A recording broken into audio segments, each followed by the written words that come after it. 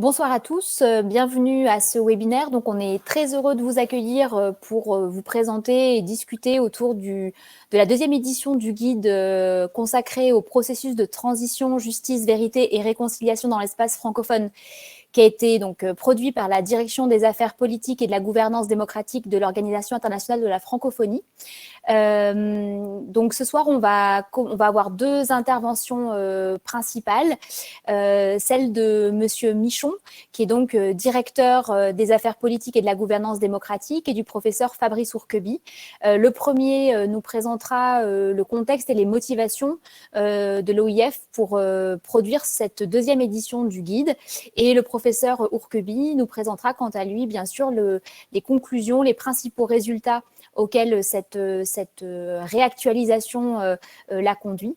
Donc, peut-être sans plus tarder. Alors, première chose, par contre, vous n'hésitez pas à nous poser toutes les questions que vous souhaitez via l'onglet qui est situé à votre droite, qui vous permet de poser des questions écrites. On les retransmettra lors de la discussion. Et donc, je vous propose, Monsieur Michon, de prendre la parole pour nous expliquer pourquoi l'OIF a souhaité rédiger ce guide et sa deuxième version. Merci beaucoup. Bonsoir, Madame la directrice, bonsoir, Monsieur le professeur, bonsoir à tout le monde qui participe à distance à ce webinaire. J'espère que la connexion sera bonne pour qu'on puisse s'entendre et se voir. Et donc, tout d'abord, je voudrais vous remercier l'Institut Louis Joinet pour cette invitation à présenter à votre auditoire la deuxième édition du guide pratique sur les processus de transition, justice, vérité et réconciliation dans l'espace francophone. C'est donc une deuxième édition qui intègre tous les nouveaux processus qui sont apparus dans l'espace francophone depuis 2014 et qui propose une analyse sur les résultats qui ont été atteints par ces processus, mais aussi sur l'évolution de la perception de ces processus et le recours qui est fait dans différentes situations. Alors, pourquoi est-ce que l'OIF s'intéresse à ces processus de justice, vérité et réconciliation?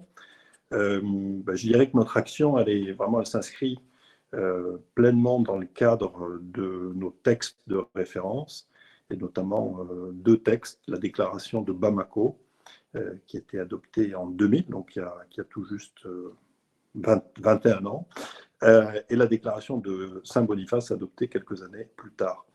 Et dans ces deux textes, nos États membres affirment leur volonté de lutter contre l'impunité en adoptant, je cite, toutes les mesures permettant de poursuivre et sanctionner les auteurs de violations graves des droits de l'homme, tels que prévus par différents instruments.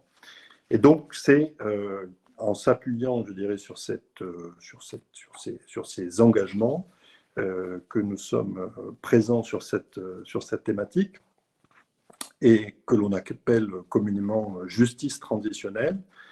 Et on l'est d'autant plus que l'OIF est très engagé auprès de ces États membres qui sont en situation de crise. Je dirais, c'est presque un peu la vocation de l'OIF que d'être, pas au chevet, mais aux côtés de nos États membres qui passent par des situations difficiles. Et malheureusement, c'est toujours le cas. L'actualité récente en témoigne.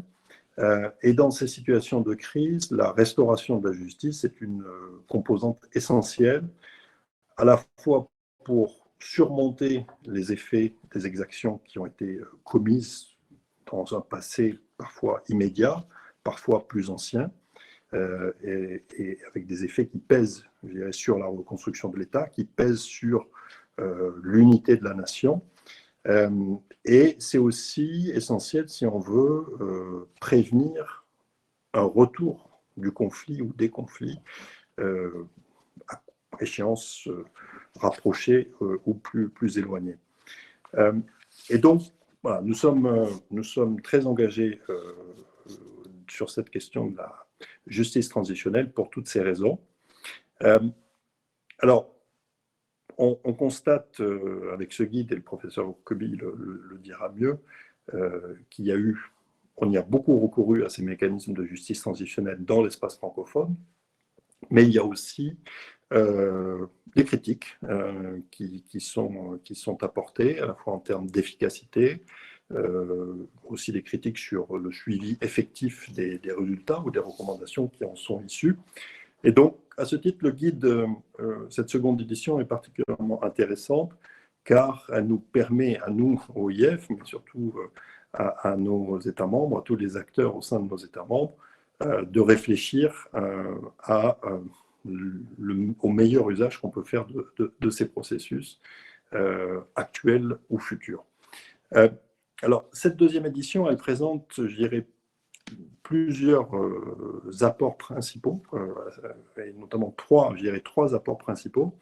Le premier, c'est qu'effectivement, elle complète le recensement qui avait été établi lors de la première édition, donc en 2013-2014, et elle le complète dans le temps, puisqu'elle ajoute tous les processus qui sont intervenus depuis. On est désormais à 20 pays membres, enfin, il y a désormais 27 États membres qui ont recouru à ce type de processus, contre 20 précédemment. Et elle le complète, ce qui est particulièrement intéressant, dans l'espace, puisque le champ qui est couvert, initialement était limité aux États membres pleins, ce qu'on appelle des États membres pleins, et il a été élargi à la deuxième catégorie, ou à deux autres catégories, qui sont les États membres observateurs et les États membres associés. Et du coup, ça a permis de s'intéresser à des processus, par exemple au Kosovo, en Argentine, en Corée du Sud ou en Gambie. Et donc, voilà, ça donne une vision à la fois plus large de ce qu'est la francophonie, qui est vraiment, je dis souvent, un espace qui va d'est à ouest, hein, des Caraïbes à l'Asie du Sud-Est et du nord au sud, de l'Argentine au Canada. Donc on couvre toutes les latitudes et quasiment toutes les longitudes, toutes les longitudes si on compte aussi la Polynésie française, parce qu'en fait à l'est c'est la Polynésie française qui est un peu la limite de la francophonie. Le deuxième apport, donc, c'est ce que je mentionnais précédemment, c'est-à-dire qu'effectivement ce guide propose une analyse, une réflexion sur les succès, mais aussi sur les échecs, sur les blocages qu'on peut constater dans beaucoup de processus. Et enfin, je dirais que cet ensemble permet aux décideurs de faire un choix en faveur de l'un ou l'autre des mécanismes. Et donc, et de ce point de vue-là, il y a dans le guide notamment toute une section qui permet, je dirais, une section un peu méthodologique sur un petit peu quelles sont les bonnes questions à se poser quand on souhaite recourir à ce genre de processus pour choisir le bon modèle.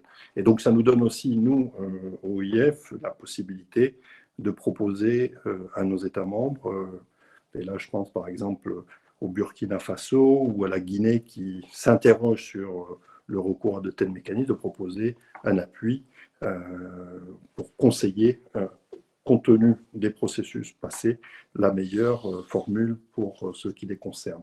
Bien sûr, ça reste toujours une décision totalement souveraine et qui doit être in fine décidée par les parties au sein d'un État membre, mais nous, on peut apporter ce rôle de conseil et on souhaite s'engager dans cette direction. Donc, mais ce guide, voilà, c'est un outil qu'on met à la disposition de nos États membres et puis de tous les acteurs qui souhaitent s'en saisir. Alors, pour le partager, le diffuser, on a ce webinaire aujourd'hui. Vraiment, je tiens à remercier l'Institut Louis Joinet pour son appui et pour cette possibilité de mieux faire connaître ce guide. Mais nous travaillons aussi avec l'Institut à la mise en place d'un observatoire des processus de transition vérité, justice et réconciliation, donc qui a déjà, ou qui aura, vous le direz, un site dédié. Donc c'est à la fois pour faire connaître le guide, mais aussi bien sûr faire connaître ces processus. Et je sais que voilà, ce site sera enrichi des analyses des chercheurs de l'Institut et avec des fiches pays qui seront aussi actualisées. Donc, voilà, c'est un guide d'une certaine façon qui va devenir beaucoup plus, qui va continuer de vivre et de se développer dans dans le temps. Voilà, donc je vous invite tous, bien sûr, à découvrir en profondeur ce guide, à le faire connaître, à le partager. Je voudrais surtout, pour conclure, non seulement remercier l'Institut Louis Joinnet, mais aussi le professeur Ourqueby, qui va parler, je crois, juste après moi, puisqu'il est l'auteur principal de ce guide et qu'il a contribué de façon très substantielle à ce guide de grande qualité. Et je tiens vraiment à le remercier pour cela. Voilà, merci encore. Je suis content que visiblement la connexion a tenu. Donc vous avez pu m'entendre jusqu'au bout sans interruption. Mais je reste disponible s'il y a des questions. Merci beaucoup. Merci beaucoup à vous, monsieur le directeur. L'Institut aussi est très heureux de pouvoir contribuer à la diffusion de ce guide et au projet que vous avez mentionné, qu'on présentera de manière un peu plus détaillée tout à l'heure. Merci pour cette présentation qui a permis, je pense, à l'ensemble des participants de comprendre aussi la dimension pratique de ce guide, qui n'est pas qui est titré comme ça et qui a vocation quand même aussi à servir d'outils, d'instruments dont les acteurs peuvent s'emparer dans le cadre de ces processus. Donc, merci beaucoup.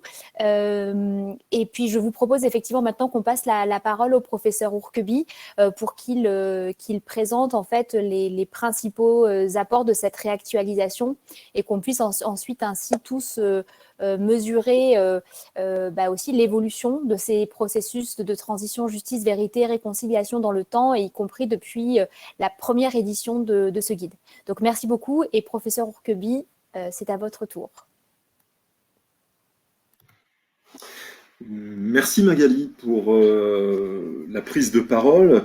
Avant de commencer et de présenter les conclusions auxquelles nous sommes arrivés dans le cadre de la rédaction de ce guide, je voulais répondre au directeur et remercier vraiment l'organisation de la francophonie pour sa confiance renouvelée pour l'élaboration de ce guide notamment et pas seulement. C'est vrai qu'on avait en 2013-2014 élaboré une première édition, ce qui avait été déjà un vrai défi, et je sais que l'exercice avait été très bien reçu quand on l'avait présenté, parce que l'OIF présentait du coup un guide totalement inédit qui se voulait pratique, comme l'a rappelé monsieur Michon, et donc à l'usage des acteurs des processus de justice transitionnelle.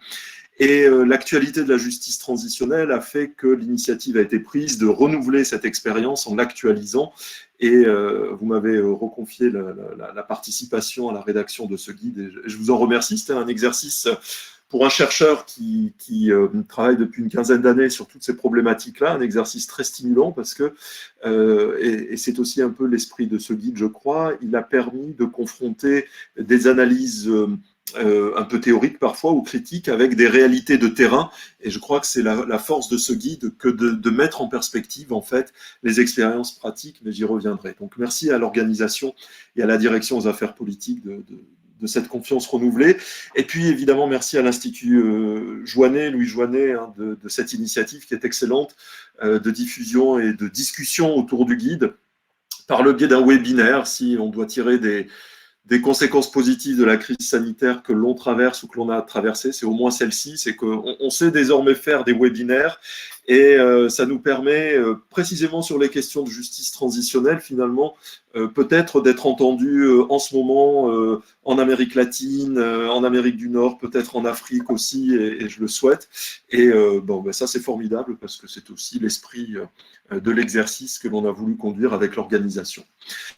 Alors, vous m'avez demandé de présenter quelques éléments, quelques résultats finalement de ce guide. Je vais dans une petite demi-heure, vraiment, il faut me couper si je suis trop long, mais je vais essayer de synthétiser les apports et puis essayer de revenir un petit peu sur l'angle d'attaque que l'on a pris à l'organisation de la francophonie pour rédiger ce guide. En fait, je crois qu'on est parti du principe selon lequel le concept de justice transitionnelle, alors que l'on a réceptionné en francophonie à travers l'expression processus de transition, justice, vérité et réconciliation, c'est un terme un peu long, mais qui montre bien que, comme l'a rappelé le directeur, l'OIF est attentive à toutes ces séquences des processus de crise, transition, justice, vérité et réconciliation. Donc, ce concept de justice transitionnelle, il a évolué depuis ces dernières années. Alors, certes, il permet toujours de penser la sortie de crise, il permet toujours de penser les transitions, mais néanmoins, le constat que l'on a fait, c'est peut-être de dire que la justice transitionnelle est un peu victime de son succès. Alors, je ne sais pas s'il faut s'en réjouir ou si, en tous les cas, ça doit interpeller, mais on s'aperçoit que les institutions de la justice transitionnelle, et on en reparlera tout à l'heure, qu'il s'agisse des commissions vérité, des commissions d'établissement des faits, de la justice coutumière, des commissions d'enquête, enfin bref, on pourrait multiplier, toutes ces institutions, elles ont tendance à être mobilisées en dehors même des processus de transition, en dehors même parfois des processus de crise ou de sortie de crise, ce qui fait qu'on a des processus de justice transitionnelle, j'allais dire, au-delà des transitions, en deçà des transitions, à côté des transitions. Et d'ailleurs, dans le milieu académique, on ne s'y trompe pas, puisqu'on a assisté ces dernières années à un certain nombre de soutenances de thèses qui mettaient en perspective un peu la question de la justice transitionnelle en la déconnectant de la problématique transitionnelle au sens strict. Alors ça nous a interpellés en francophonie parce que finalement, ça nous a permis d'avoir peut-être un regard un petit peu plus critique sur la mise en œuvre des dispositifs et puis le suivi des résultats escomptés. Un regard critique parce qu'on s'est interrogé, je crois, dans ce guide aussi sur l'efficacité des dispositifs. Et Antoine Michon le rappelait à l'instant, c'est que derrière l'effet gadget que l'on pourrait qualifier, c'est-à-dire du recours quasi systématique en période de crise ou de sortie de crise à la justice transitionnelle, on s'interroge aujourd'hui de plus en plus sur la réalité, de manière pragmatique, sur l'efficacité de ce mécanisme. Et je crois que l'efficacité des mécanismes est un indicateur fort de la transformation, de l'accompagnement de la sortie de crise par les processus de transition, de justice, de vérité et de réconciliation. Et évidemment, comme ça a été rappelé précédemment, l'espace francophone n'échappe pas à ce constat. En effet, depuis les années 90, un grand nombre d'États francophones se sont dotés de dispositifs de justice transitionnelle. Je redonnerai quelques chiffres en complément de ce que M. Michon a indiqué. Mais je dirais, c'est surtout en francophonie les années 2000 et jusqu'à aujourd'hui qui ont vraiment marqué l'expansion du recours aux dispositifs de justice transitionnelle. Alors, cela a coïncidé peut-être avec des déstabilisations de la démocratie, des violences politiques, un certain nombre de violations graves des droits de l'homme, et donc du coup, des moments politiques qui ont correspondu à un besoin de réconciliation nationale, à un besoin de restabilisation de l'État, à un besoin d'établissement des faits, bref, une intensification du recours à ces process et à ces processus depuis les années 2000. Et alors, cette intensification du recours en francophonie, elle a bien montré le succès que pouvaient avoir ces processus de justice transitionnelle dans l'espace francophone, dont M. Michon a rappelé que l'espace francophone, c'était l'Amérique latine, c'était le continent africain, c'était l'Europe centrale, c'était le continent nord-américain, mais c'est aussi l'Asie du Sud-Est. Donc la francophonie, c'est cette multiplicité d'espaces et donc cette multiplicité d'expériences potentielles en termes de justice transitionnelle. En conséquence de quoi, ce qui a guidé la rédaction du guide, c'est une idée simple finalement, mais qui est à mon avis un peu novatrice, qui consiste à dire finalement, est-ce que la justice transitionnelle, en francophonie comme ailleurs, ne serait pas victime de ce qui a fait son attractivité, c'est-à-dire victime de sa complexité, qui découle certainement à la fois de la trop grande sophistication des mécanismes mis en œuvre, et puis peut-être qui découle aussi des défauts organisationnels et des défauts de gestion des institutions en charge de la justice transitionnelle. À tel point que le constat que l'on a fait en francophonie, c'est un peu celui de la banalisation, presque, du recours au processus de justice transitionnelle. Et c'est à l'aune de cette finalement quasi-banalisation des dispositifs comme instrument normatif de la sortie de crise que l'on a construit l'approche de ce second guide, qui est une approche volontairement plus critique, plus problématisée, avec davantage de mise en perspective, mais encore une fois étayée sur la base des différentes expériences. Et je voudrais donc en conséquence vous présenter d'abord des éléments de contexte en francophonie de la justice transitionnelle, puis des éléments relatifs à la mise en œuvre. Dans un troisième temps, quelques éléments rapides sur la mise en perspective de ces processus en francophonie, et enfin, quelques éléments de conclusion.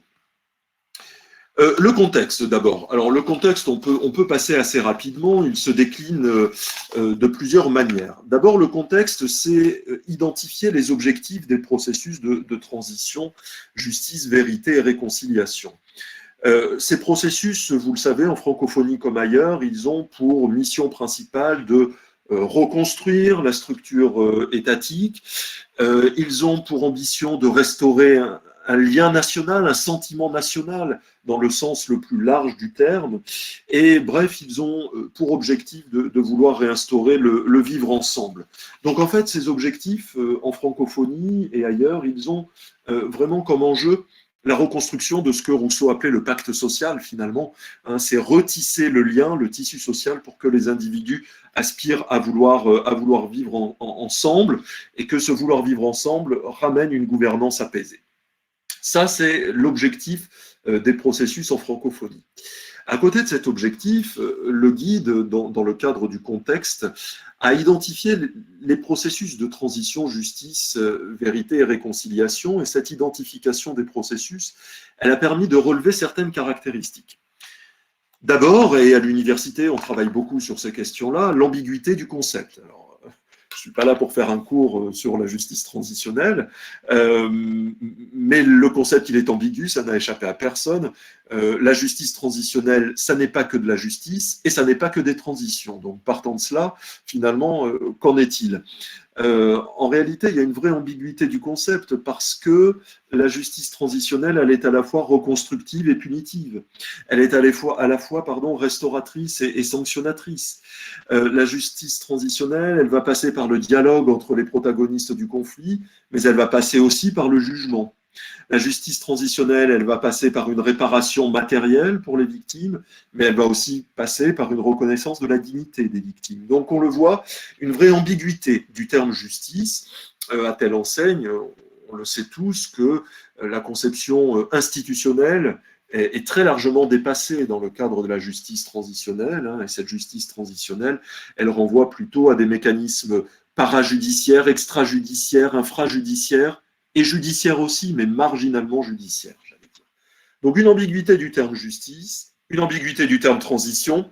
Alors là, je ne ferai pas de cours de droit constitutionnel des transitions, d'autant que mon collègue et ami Jean-Pierre Massias n'est pas là, mais évidemment, je l'indiquais en introduction, aujourd'hui, ce que l'on a constaté en francophonie, c'est que les institutions de la justice transitionnelle, elles sont mobilisées bien souvent au-delà des transitions, en dehors de toute forme de transition. Et les collègues latino-américains et notamment colombiens parlent d'une justice transitionnelle sans transition. Et je trouve que le concept est parfaitement, correspond parfaitement en tous les cas à des situations que l'on peut trouver dans l'espace francophone. Ce concept, il est ambigu. Derrière cette ambiguïté, il repose sur les 4 grands piliers que vous connaissez et sur lesquels je ne vais pas revenir ici. Mais ces 4 grands piliers mis en évidence par Louis Joinet dans son rapport sur la lutte contre l'impunité, qui avait été présenté à la Commission des droits de l'homme des Nations Unies en 1997, ces 4 grands piliers, le droit à la vérité, le droit à la réparation, le droit à la justice et la non-répétition, ils fondent véritablement l'approche de la francophonie. Et l'organisation se cale très clairement et très logiquement sur ces principes, dans la mesure où ces principes, si vous voulez, mettent des obligations générales à la charge des États lorsque surviennent des violations graves des droits de l'homme. Et ces principes, ils font de surcroît autorité auprès de la communauté internationale. Et le directeur a rappelé les bases juridiques qui fondent le mandat de l'organisation sur ces questions-là. J'y reviendrai, mais c'est la raison pour laquelle, en francophonie comme ailleurs, les processus de transition, justice, vérité et réconciliation s'articulent sur les 4 principes joinés. Identifier la justice transitionnelle, toujours dans le contexte, c'est, je l'ai rappelé, bien différencier ces processus de transition, justice, vérité et réconciliation de la justice institutionnelle que l'on peut connaître. Alors évidemment, la mise en place de la justice transitionnelle dans l'espace francophone, elle n'est pas exclusive de la poursuite de l'activité des institutions judiciaires. Et à cet égard, il y a d'ailleurs une jurisprudence extrêmement développée de la Cour interaméricaine des droits de l'homme, dont vous savez qu'elle est très précurseur et très volontariste sur les dispositifs de justice transitionnelle. Et la CIDH explique bien que l'implantation des mécanismes de justice transitionnelle, et notamment du droit à la vérité, ne doit pas exclure la sanction, c'est-à-dire la mobilisation du pilier justice. Et même en justice transitionnelle, la sanction s'articule à la recherche de la vérité. Donc, la justice institutionnelle est mobilisée par la justice transitionnelle, mais la justice transitionnelle, dans l'espace francophone, dépasse la seule justice institutionnelle. Une caractéristique aussi du contexte francophone, c'est la dernière, la grande diversité des institutions mobilisées en matière de justice transitionnelle. En effet, particulièrement dans l'espace francophone plus qu'ailleurs, je trouve, pour avoir mené des études comparatives, le constat est celui d'une profonde différence entre les modèles de droit en francophonie, et on l'a rappelé tout à l'heure avec M. Michon, et donc en conséquence une grande diversité des mécanismes de justice transitionnelle mobilisés, parce que évidemment, et je crois que ça c'est un angle à creuser sur le plan pratique, il y a un lien très fort entre la culture politique, l'idéologie et la sensibilité à la mise en place de tel ou tel dispositif de justice transitionnelle.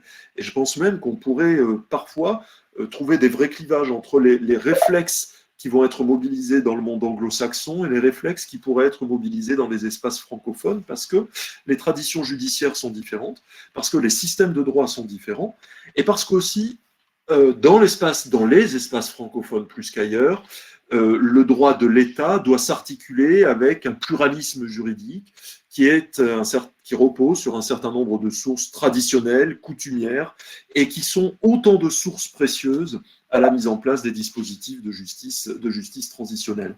Donc, ce que l'on a voulu dire dans le guide, c'est que finalement, derrière le choix de tel ou tel type d'institution pour incarner la justice transitionnelle en francophonie, il y a toujours un choix orienté. Le choix, il n'est jamais neutre et il peut procéder de deux types de facteurs.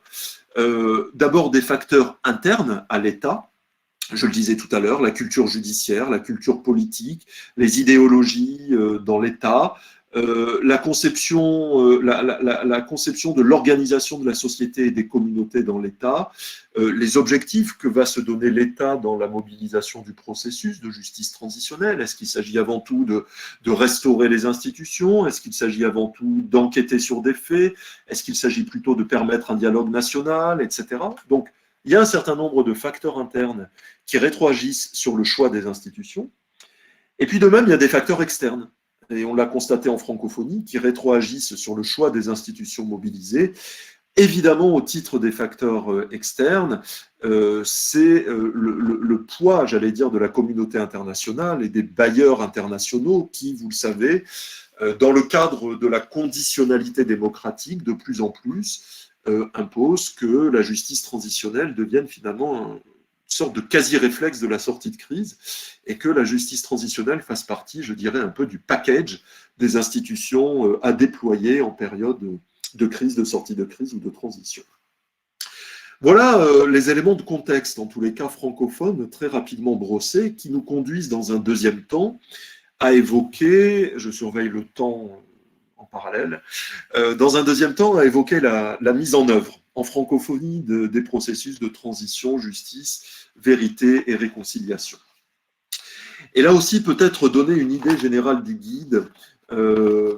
Cette idée générale, elle est que il n'a pas été pour objectif, ni en 2013 ni en 2021, avec la deuxième édition du guide, il n'a pas été pour objectif d'imposer un modèle de référence qui serait un modèle francophone de justice transitionnelle. Alors ça pourrait être très séduisant pour le professeur d'université que je suis, mais l'hypothèse, elle n'est pas valide sur la pratique. Donc, l'objectif du guide, ça n'était évidemment pas d'imposer un modèle de référence, ni même de privilégier une solution plus qu'une autre pour aboutir à la réconciliation. pas plus que de donner, je dirais, un mode d'emploi clé en main. Et je crois qu'on s'est vraiment bien gardé de tous ces écueils dans la rédaction du guide, car au contraire, l'objectif, c'était plutôt de consigner les différentes pratiques, comme l'a rappelé le directeur, en matière de processus de transition, justice, vérité et réconciliation, et ce, afin d'une part, de souligner la légitimité de tous les processus. Il n'y a pas un processus qui soit moins légitime qu'un autre, non. Chacun des processus répond à des aspirations internes et externes qui lui sont propres, mais tous les processus sont légitimes. L'objectif, c'était aussi de souligner la variété des expériences d'ailleurs en lien avec les différentes catégories de protagonistes du conflit, en lien avec la diversité des droits dans l'État, je l'ai rappelé un tout petit peu tout à l'heure, et puis en lien avec les objectifs que l'État assigne à ces processus de justice transitionnelle. Est-ce qu'on va d'abord privilégier le droit à la vérité? Est-ce qu'on va privilégier plutôt le devoir de mémoire? Est-ce qu'on va privilégier la lutte contre l'impunité ou plutôt le droit à la justice? Bref, tous ces objectifs sont des objectifs qu'accompagne l'Organisation internationale de la francophonie dans le cadre de ces différents programmes. Et ces objectifs, ils traduisent encore une fois la très grande diversité des situations de la mise en œuvre de la justice transitionnelle dans l'espace francophone.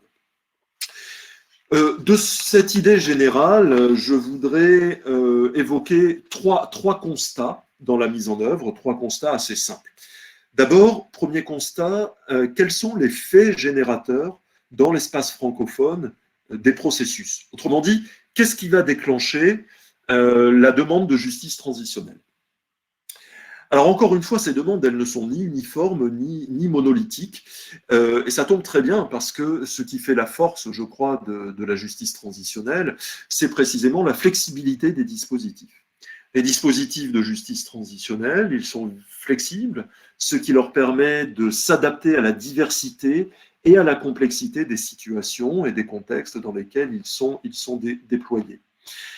Tellement flexible, hein, je le disais tout à l'heure, que le constat dans les espaces francophones est celui de l'extension du spectre de la justice transitionnelle au-delà des transitions, encore une fois, ce qui montre certainement le succès du concept, mais aussi peut-être les limites du concept.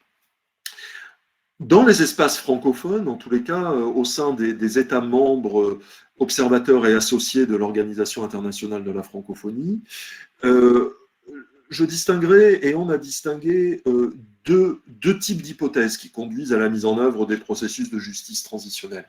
Deux types de situations privilégiées. D'un côté, les hypothèses de crise ou de sortie de crise, c'est-à-dire hypothèses de conflit ou de post-conflit. Et ce sont les hypothèses majoritaires à 95% dans l'espace francophone. Et puis on avait isolé, à l'issue du premier guide, et ça s'est confirmé vraiment lors de la rédaction du deuxième guide, des hypothèses un peu plus marginales, mais qui sont des hypothèses mémorielles. Les hypothèses d'abord de crise ou de sortie de crise, qui sont bien souvent consécutives à des violences politiques ou à des violations des droits de l'homme, c'est la situation privilégiée, et on a 22 pays de l'espace francophone qui ont recouru ou qui recourent actuellement à ces processus dans le cadre de la crise ou de la sortie de crise.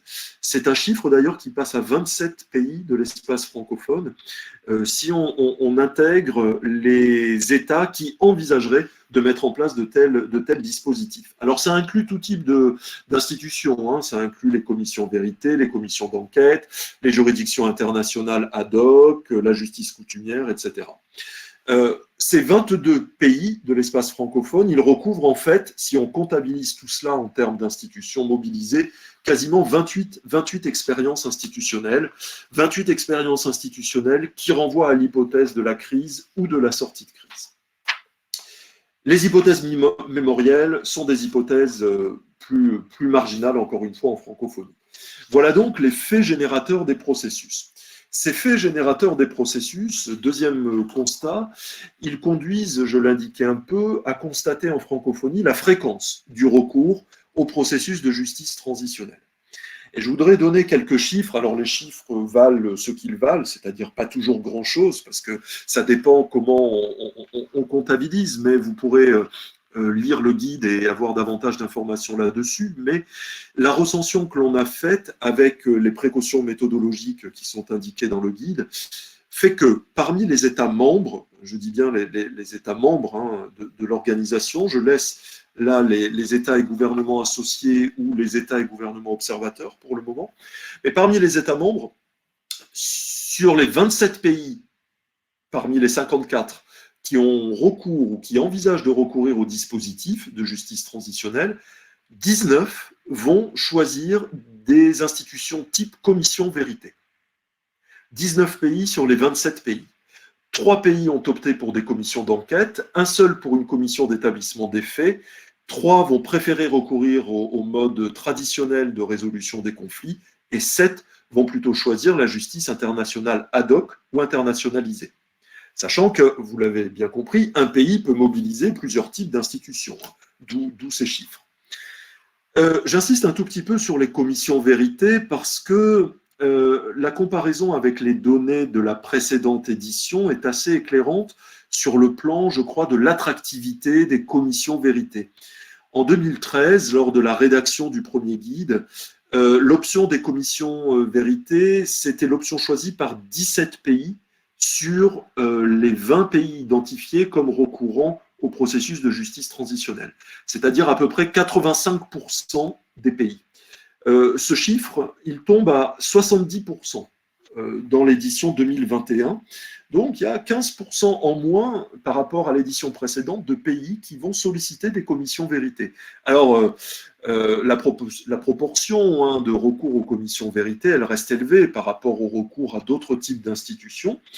Néanmoins, il y a un recul, moins de 15%. Alors, encore une fois, il faut le prendre avec des pincettes, mais ce recul illustre peut-être, en tous les cas, les hésitations récentes à l'endroit des dispositifs de justice transitionnelle dont le contexte international a aussi trop souvent réduit l'objet aux commissions vérité. Et si vous faites un peu des sondages autour de vous, pour ceux qui ont entendu parler de la justice transitionnelle, on va dire « Ah oui, justice transitionnelle, c'est une commission vérité ». Mais ça n'est pas que ça.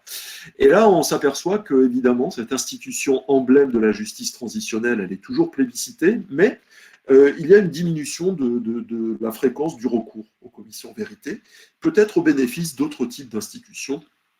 On pourra en reparler. Je laisse de côté les statistiques concernant le recours à la justice transitionnelle par les États et gouvernements associés de la francophonie, de même par les États et gouvernements observateurs, même si, et le directeur l'a souligné, c'est un apport du guide de cette deuxième édition que d'avoir inclus les États et gouvernements observateurs et les États et gouvernements associés, ce qui donne vraiment une extrême diversité des expériences et des contextes, et c'est absolument passionnant parce que encore une fois, on voit que les enjeux, par exemple sur le continent latino-américain, parfois ne sont pas forcément si éloignés des expériences que l'on va connaître sur le continent africain. Enfin, le troisième constat dans la mise en œuvre, c'est le constat que l'on a relevé de l'appropriation. On a constaté que l'appropriation nationale des processus de justice transitionnelle, c'était vraiment un véritable enjeu. Et la légitimité de ces processus de justice transitionnelle, elle découle en grande partie de cette appropriation et du fait que, notamment, les populations s'y opposent ou les soutiennent. Le fait que les populations sont capables d'y participer ou alors s'en désintéressent complètement. Et donc, vous voyez, on a creusé vraiment cette problématique de l'appropriation parce qu'il nous a semblé qu'elle était très clairement au cœur du constat de l'efficacité ou de l'inefficacité des dispositifs, constat par lequel j'ai commencé. Et pour avoir discuté avec les acteurs de terrain, eh bien, ce que l'on constate, c'est que tout simplement l'efficacité d'un dispositif, elle repose sur sa compréhension par les acteurs impliqués et elle repose sur la participation des acteurs impliqués au dispositif. Alors ça peut passer par tout un tas de solutions, jusqu'à par exemple traduire dans les différentes langues de l'État, et y compris dans les langues qui sont les langues les plus coutumières, par exemple les conclusions des rapports des commissions vérité et réconciliation. C'est aussi une manière de l'appropriation. Tout ça interroge évidemment sur le troisième temps que je voulais évoquer avec vous, le temps de la mise en perspective de ces dispositifs de justice transitionnelle dans l'espace francophone. La mise en perspective, et cette mise en perspective, elle amène à plusieurs points, à plusieurs constats. Je dirais que l'idée générale qui nous a guidés quand on a réfléchi à la mise en perspective des processus de justice transitionnelle, c'est l'idée de la transformation contemporaine de ces processus de transition, justice, vérité et réconciliation dans les espaces francophones. Transformation contemporaine, notamment par rapport à 2013, la première édition du guide, et on a essayé d'identifier les mutations profondes, en tous les cas, les facteurs de mutation de ces processus de justice transitionnelle. Cette transformation de la justice transitionnelle en francophonie, elle repose d'abord sur le fait que, et là c'est encore plus présent qu'en 2013, l'approche francophone de la justice transitionnelle intègre la justice pénale internationale. Et ça, c'est un important marqueur de la stratégie francophone en matière de processus de transition, justice, vérité et réconciliation. Bien sûr, les processus de justice transitionnelle, on l'a dit, sont avant tout des mécanismes infra- ou para-juridictionnels qui renvoient à l'idée d'une sorte d'option entre les poursuites pénales et les mécanismes non judiciaires de résolution des conflits. Mais le choix qui a été fait en francophonie, c'est de considérer que les institutions de la justice pénale internationale, qui participent au final du même objectif que celle de la justice transitionnelle, à savoir la lutte contre l'impunité au soutien de la participation à la réconciliation nationale, eh bien, ces institutions de justice pénale internationale doivent être partie prenante des dispositifs de justice transitionnelle. Qu'il s'agisse de la juridiction permanente, qui est la Cour pénale internationale, ou qu'il s'agisse des juridictions ad hoc internationales, mixtes ou internationalisées. Et on a de très nombreux exemples en francophonie. Je pense spontanément aux chambres africaines extraordinaires au sein des juridictions sénégalaises. Je pourrais citer les chambres extraordinaires au sein des tribunaux cambodgiens, la Cour pénale spéciale de la République centrafricaine, le tribunal spécial pour le Liban, le tribunal pénal pour le Rwanda, qui est dans la stratégie d'achèvement, l'ex-tribunal pénal pour la Yougoslavie. Bref, toutes ces institutions-là, vous voyez, qui sont extrêmement concernantes dans l'espace francophone, ce sont des institutions qui, pour la francophonie, participent très clairement de la justice transitionnelle. Et la stratégie francophone, l'approche francophone repose sur l'intégration de la justice pénale internationale. Donc ça, c'est un premier élément de transformation de la justice transitionnelle en francophonie. Le deuxième élément, qui n'était pas flagrant en 2013 et qu'à l'observation, je trouve plus net aujourd'hui, c'est un processus de judiciarisation de plus en plus marqué des processus de transition, justice, vérité et réconciliation. Alors, vous me direz que pour qu'il y ait judiciarisation, c'est-à-dire qu'il y ait saisine de ces processus par les organes judiciaires, encore faut-il que les organes judiciaires ne soient pas totalement défaillants, c'est une certitude, c'est une évidence, mais ce que l'on constate, c'est que quand ils ne le sont pas, qu'il s'agisse des juridictions du fond, qui peuvent être impliquées dans les procédures de justice transitionnelle, par exemple, à travers le contrôle des lois de vetting, vous savez, ces lois de lustration notamment, ou qu'il s'agisse des juridictions suprêmes, qui, en matière judiciaire, administrative ou constitutionnelle, peuvent être amenés à examiner la légalité ou la constitutionnalité des dispositifs de justice transitionnelle, eh bien, ces institutions judiciaires, quand elles le peuvent, elles sont impliquées dans les processus de justice transitionnelle. Le constat que je fais par expérience, en tous les cas en étant souvent sur le terrain, c'est que il y a, notamment sur le continent africain et dans les pays francophones, cette demande de judiciarisation parce que la perception est que la judiciarisation du processus est une garantie de sa sécurité. Et à l'inverse, et ça c'est très intéressant et on pourrait en débattre, sur le continent latino-américain par exemple, il y a plutôt la volonté d'une déjudiciarisation des processus de justice transitionnelle, avec l'envie de confier les processus de justice transitionnelle à d'autres organes judiciaires que ceux qui sont en place. Et donc là, vous voyez, il y a et pour la même raison, c'est-à-dire pour plus de sécurité. Et là, je trouve la contradiction des arguments absolument intéressante et assez forte en francophonie, et elle montre encore une fois la diversité, je crois, des cultures judiciaires. Cela amène à une troisième grande transformation que l'on a constatée depuis la première édition du guide, et elle est liée à la précédente, c'est le rapport de plus en plus étroit qui est entretenu entre les processus de justice transitionnelle et les constitutions nationales. Et aujourd'hui, quand un processus de justice transitionnelle dans les pays de l'espace francophone est mis en œuvre, il y a de plus en plus une demande de constitutionnalisation, c'est-à-dire d'adossement du dispositif à la Constitution nationale. Je crois que ça fait partie d'une sorte de stratégie globale. Cette stratégie globale, elle peut commencer au stade des négociations préconstituantes, en fait, et on constate de plus en plus dans les pays de l'espace francophone que l'enjeu de la justice transitionnelle devient un élément clé de la négociation d'une nouvelle constitution. Et ensuite, dans un deuxième temps, il y a un arrimage de la justice transitionnelle à la Constitution. Alors ça peut être simplement la référence au processus de justice transitionnelle, ça peut être la référence aux principes, les 4 grands principes, ou ça peut être la constitutionnalisation des institutions de justice transitionnelle. Donc vous voyez, il y a différents degrés de constitutionnalisation, mais c'est une tendance forte que l'on a constatée en francophonie. Quatrième transformation de la justice transitionnelle dans l'espace francophone, il est lié à la prise en considération du genre dans la mise en œuvre des dispositifs de justice transitionnelle.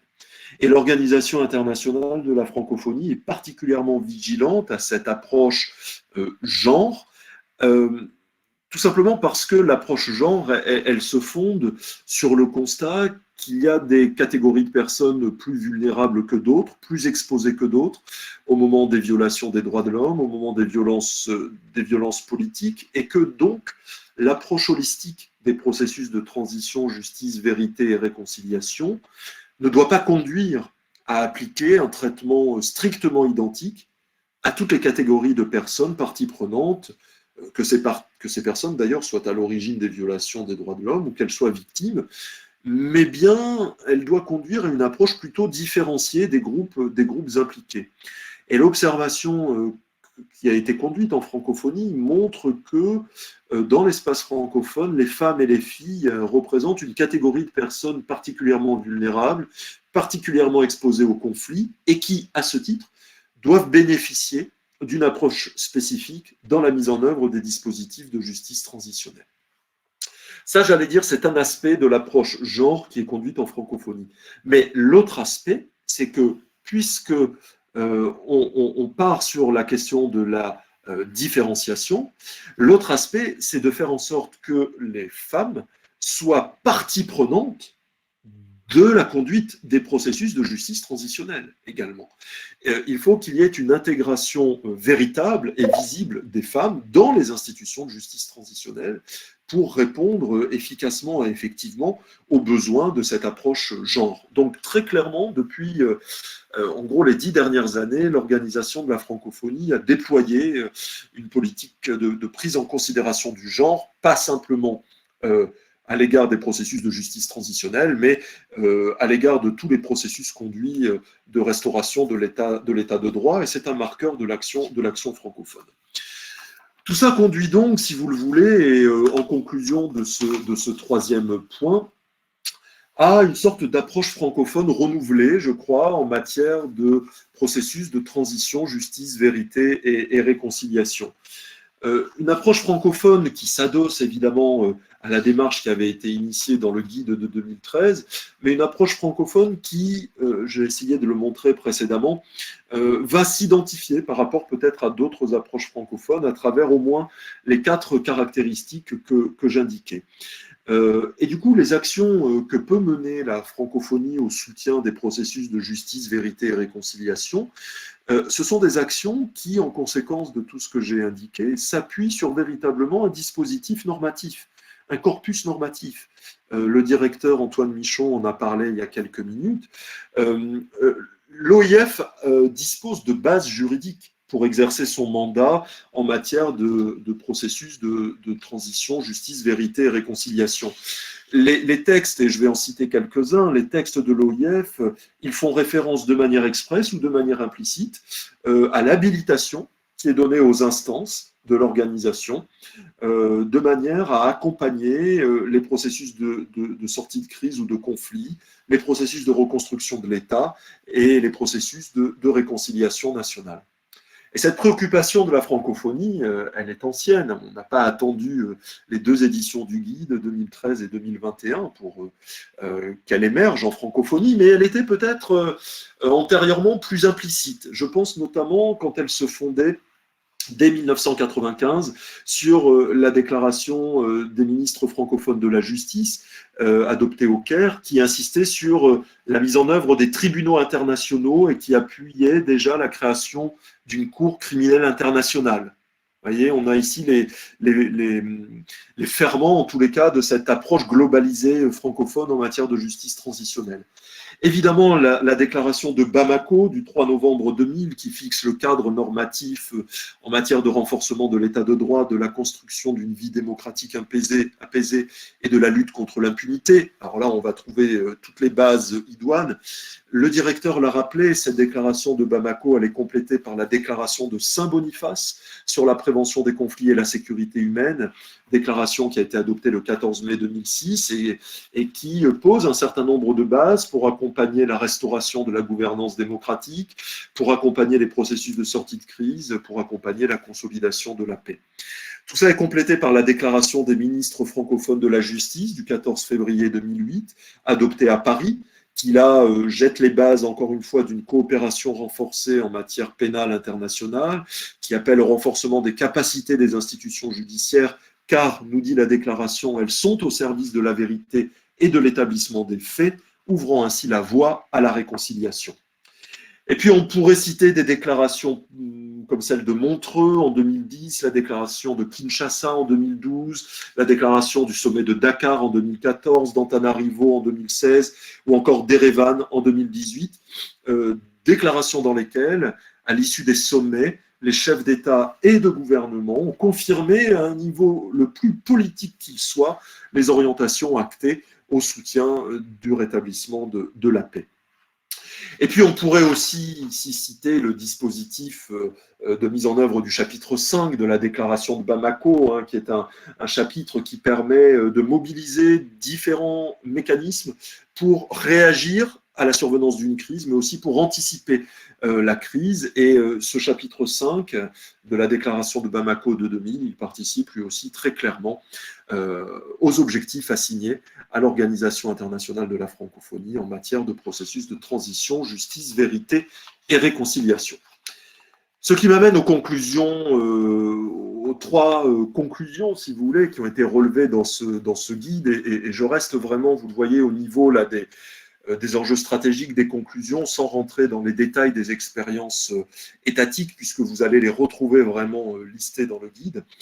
Les conclusions, elles sont de trois ordres. En francophonie, ce que l'on a constaté, c'est d'abord une complémentarité des institutions mobilisées par les États dans le cadre des processus de justice transitionnelle.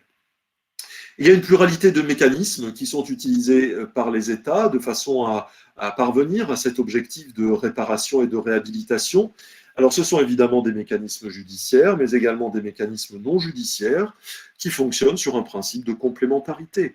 Et donc, on va voir, selon les États, par exemple, le recours à la justice nationale parallèlement aux commissions vérité. On va voir le recours à des commissions d'enquête ou des commissions vérité parallèlement à la mobilisation de la justice pénale internationale. On va voir l'articulation de la justice coutumière avec la justice internationale et les commissions d'enquête ou commissions d'établissement des faits. Bref, tout ça est possible.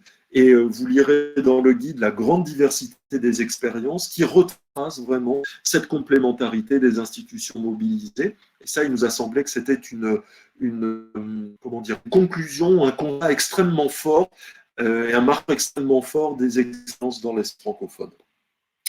La deuxième conclusion à laquelle on est arrivé, c'est une conclusion sur le terrain du mandat. On avait déjà fait cette conclusion lors de la précédente édition, parce que la question du mandat des commissions vérité ou des commissions d'établissement des faits ou de toute autre commission équivalente, institution équivalente, c'est une question centrale.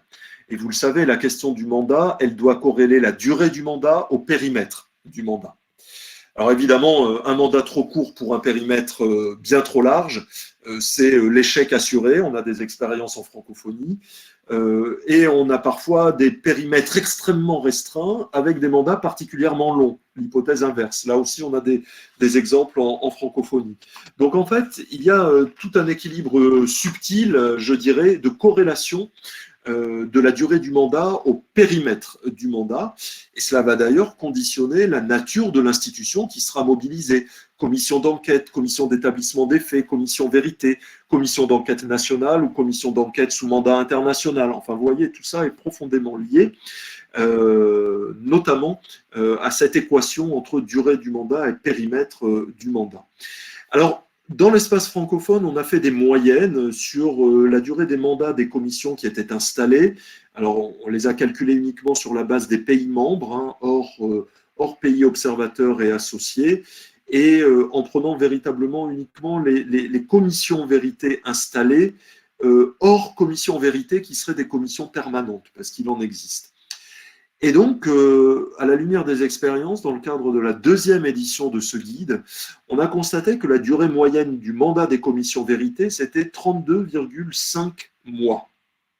Et si on ajoute la durée moyenne du mandat des commissions d'enquête et d'établissement des faits, on est à 36,7 mois. Donc, vous voyez, c'est sensiblement identique. Lors de l'édition précédente, la durée moyenne, c'était 36,4 mois. Donc, on est sensiblement là sur une durée de mandat qui reste une durée identique entre 2013 et 2021. Alors là aussi, on pourra s'interroger ou s'intéresser à cette continuité de la durée du mandat face à la discontinuité de la mobilisation des institutions de la justice transitionnelle. Enfin, la dernière conclusion, et qui traversait un peu tous nos constats, c'est la conclusion qui a trait à la sincérité des processus. Là encore, en relatant l'ensemble des expériences, et elles sont très très très nombreuses, hein, encore une fois, vous verrez comment cette deuxième édition a été profondément augmentée, il est ressorti que la sincérité des processus de transition, justice, vérité et réconciliation était essentielle parce que la sincérité est au fondement même de la réussite des processus. Il n'y a pas de réussite s'il n'y a pas de confiance supposée à l'endroit du processus, c'est-à-dire s'il n'y a pas d'implication ni de compréhension par tous les acteurs. Et on renvoie à l'exigence d'appropriation que j'évoquais en commençant cette conférence. Et cette sincérité, elle doit être évaluée à tous les stades du processus de justice transitionnelle. Le premier stade, c'est le stade de l'instauration du processus. Il faut essayer d'éviter l'écueil de la politisation excessive, alors qu'on soit très clair, les processus de justice transitionnelle sont toujours des processus politiques. J'ai l'habitude de dire que la justice transitionnelle, c'est de ce point de vue-là de la justice transactionnelle, finalement. Donc les processus de transition, justice, vérité et réconciliation sont toujours politiques, ou politisés. Mais il peut y avoir des indicateurs d'une moindre politisation, et au moment de l'instauration d'un processus, quand le processus est mis en place par la Constitution ou quand il est mis en place par un simple décret du président de la République, voire un arrêté d'un ministre, évidemment, la signification n'est pas tout à fait la même. La mise en place d'un processus par un acte administratif implique un retrait unilatéral du processus. La constitutionnalisation du processus, à laquelle je faisais référence tout à l'heure, implique évidemment une sécurité quasiment à une forme d'intangibilité. Donc vous voyez, on peut mesurer la volonté politique à ce stade. Et puis à la fin aussi du processus, si on se réfère au mandat des commissions vérité, vous savez que le mandat d'une commission vérité ne doit pas s'arrêter à la remise du rapport, parce que tout l'enjeu, j'allais dire, il est presque après la remise du rapport. L'enjeu, il est dans le suivi du rapport. Et un des enjeux sur lesquels je pense qu'il faut impérativement travailler aujourd'hui, c'est l'exécution des commissions, l'exécution des recommandations des commissions vérité et les réflexions sur les institutions qui sont créées pour suivre les recommandations préconisées par les commissions vérité. Ça peut être des institutions ad hoc, spécialement mises en œuvre pour le suivi, et on a beaucoup d'exemples en francophonie, mais ça peut être aussi le rôle des INDH, des institutions nationales des droits de l'homme, qui existent déjà dans les États, la plupart des États francophones, et qui peuvent être pleinement mandatés pour assurer la mise en œuvre des recommandations des dispositifs de justice transitionnelle. Alors en conclusion, et j'ai déjà été bien trop long, je crois, mais en conclusion, ce que l'on pourrait dire à l'issue de cette deuxième édition, c'est que les expériences francophones ne montrent pas réellement le signe d'un déclin de l'intérêt à l'endroit des processus de transition, justice, vérité et réconciliation. Il n'y a pas vraiment de déclin, il y a des chiffres un peu différents, il y a certainement une répartition des institutions mobilisées différentes, mais le déclin, il n'est pas là, je ne le crois pas. Simplement, les échecs de certaines expériences, les renonciations, parfois, les doutes, souvent, sur l'efficacité des dispositifs, ou encore l'instrumentalisation des processus, qui est véritablement un des défis auxquels on est confronté en francophonie, doit inciter, on le pense, à minima, en tous les cas, à s'interroger sur l'avenir de ces processus de justice transitionnelle, ainsi que sur leur totem de l'ingénierie de sortie de crise et de la construction de la mémoire qu'ils ont pu représenter il y a une quinzaine d'années, et dont je ne suis pas sûr qu'ils soient toujours aujourd'hui tout à fait la représentation. Voilà ce que je souhaitais dire sur le guide et sur les principales conclusions auxquelles on est arrivé. Donc, je vous remercie de votre attention et puis de la quarantaine de minutes que vous m'avez laissé. Et puis, bien sûr, on reste à votre écoute s'il y a des discussions, des éléments, des questionnements. J'essaierai d'y répondre, en tous les cas, le mieux possible. Merci beaucoup, Fabrice. Donc, je vous laisse couper votre micro. Merci beaucoup. Donc, merci beaucoup pour cette présentation qui était extrêmement intéressante et qui, je pense, a permis à tous nos participants de pouvoir saisir les principales conclusions du guide avec vos explications supplémentaires qui étaient les bienvenues. Il y a effectivement plusieurs questions qui vous ont été posées. Juste avant qu'on vous les retransmette, on voulait également faire un petit point sur les prolongements qui vont être donnés à ce guide, qui résulte d'un protocole d'accord en fait qui a été signé entre l'Organisation internationale de la francophonie et l'IFJD. Monsieur Michon a commencé à en parler tout à l'heure. Ce protocole d'accord, il a pour objet plusieurs activités. D'abord, comme dans le cadre du webinaire que nous faisons aujourd'hui, l'idée c'est d'appuyer la diffusion de ce guide, notamment dans le cadre que ce soit ici dans le cadre de ce webinaire ou que ce soit dans le cadre de nos activités en République centrafricaine et notamment des activités de formation qu'on peut avoir avec les professionnels du droit ou avec les étudiants. Ce guide il doit aussi nous aider dans le cadre de la formation des commissaires de la toute nouvelle commission Vérité, Justice, Réparation et Réconciliation centrafricaine qui aujourd'hui a commencé ses travaux, est en train de se mettre en place et qui donc sans doute trouvera des éléments de réponse à certaines de ces questions dans le guide pratique, mais aussi de le prolonger de manière... pour essayer en fait de l'actualiser régulièrement et à travers un certain nombre de mécanismes, donc notamment la création d'un site internet, essayer de réaliser un monitoring des différents processus en incluant là peut-être plus largement la transition constitutionnelle au processus de justice transitionnelle proprement dit, et d'essayer d'élaborer sur le long terme un indicateur. Alors même si j'ai bien entendu ce que vous avez dit tout à l'heure sur l'absence de modèles et sur l'absence de solutions clés en main, de solutions au pluriel, mais quand même essayer de voir, vous évoquiez aussi les questions de sincérité par exemple, etc. On voit qu'il y a quand même un certain nombre d'éléments qui peuvent être des facteurs de réussite ou d'échec de ces processus, donc voir comment cela peut se matérialiser à travers un indicateur. Donc, pour vous présenter brièvement ce projet de monitoring et d'indicateur, je vais laisser la parole à Niki Siampakou, qui est notre chargée de projet la nôtre, c'est-à-dire de l'IFJD, Institut Louis Joinet, concernant les projets en matière de recherche et de formation, pour qu'elle nous donne des précisions sur cette suite donnée, ces suites à venir à la deuxième édition du guide pratique. Bonsoir à tous.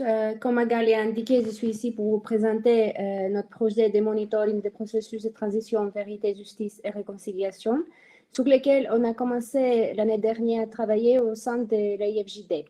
Il s'agit d'un projet qui s'inscrit dans les piliers pensés de notre institut et qui prend avec la coordination de la OIFJD le relais de ce travail des mené en collaboration avec le professeur Patrice Ukebi, avec l'objectif en même temps d'élargir les champs de recherche pour pouvoir étudier les processus de transition en général dans les pays qu'on va choisir et évaluer ces derniers.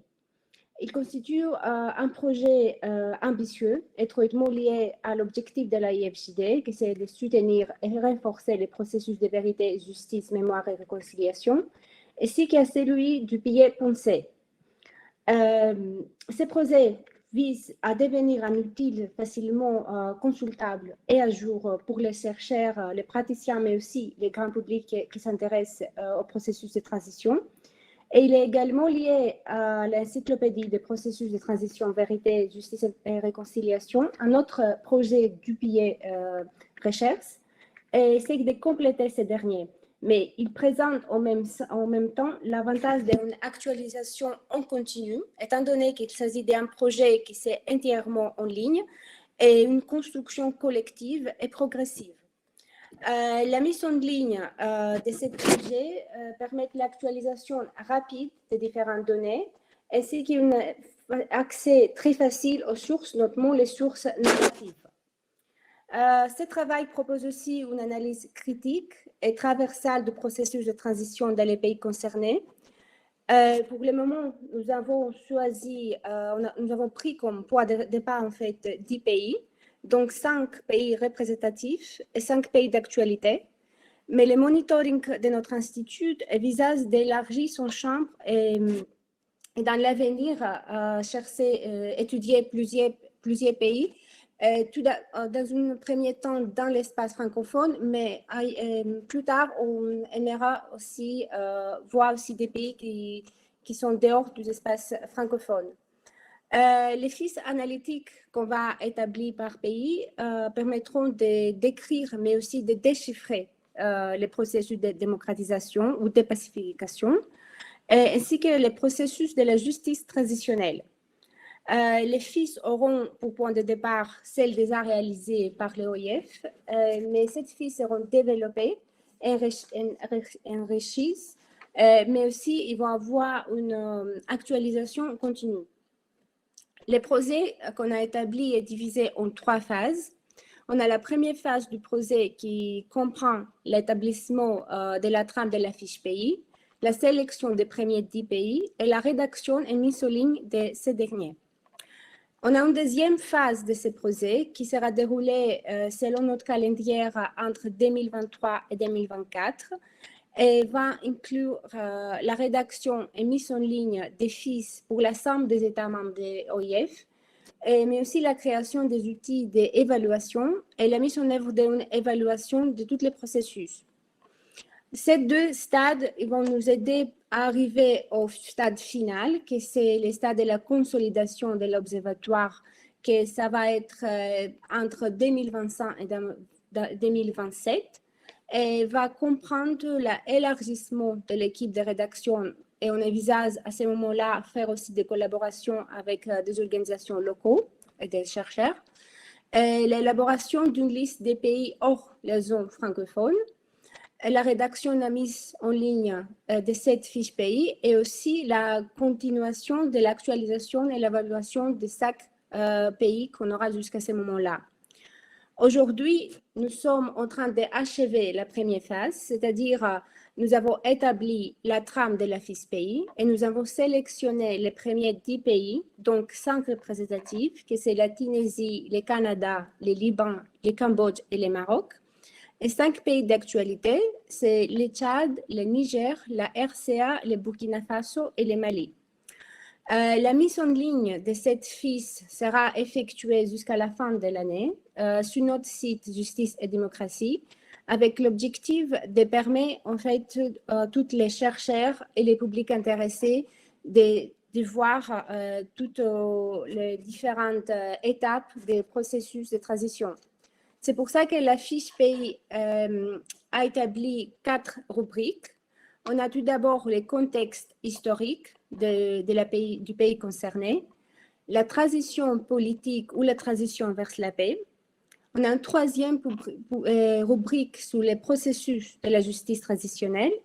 Et finalement, on a une rubrique sur l'évaluation du processus.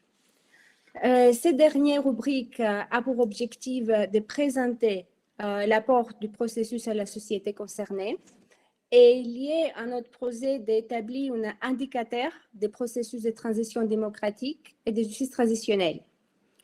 Et cet indicateur comprendra des indicateurs qui sont des instruments d'analyse et d'évaluation d'une part, et des expertises d'autre part. Il s'agit notamment en fait d'identifier et de mesurer les facteurs d'échec et de réussite ou les révélateurs d'échec ou de réussite des processus de transition et de justice transitionnelle et doit être applicable aux processus qui sont en cours, mais aussi à l'évaluation des processus déjà achevés.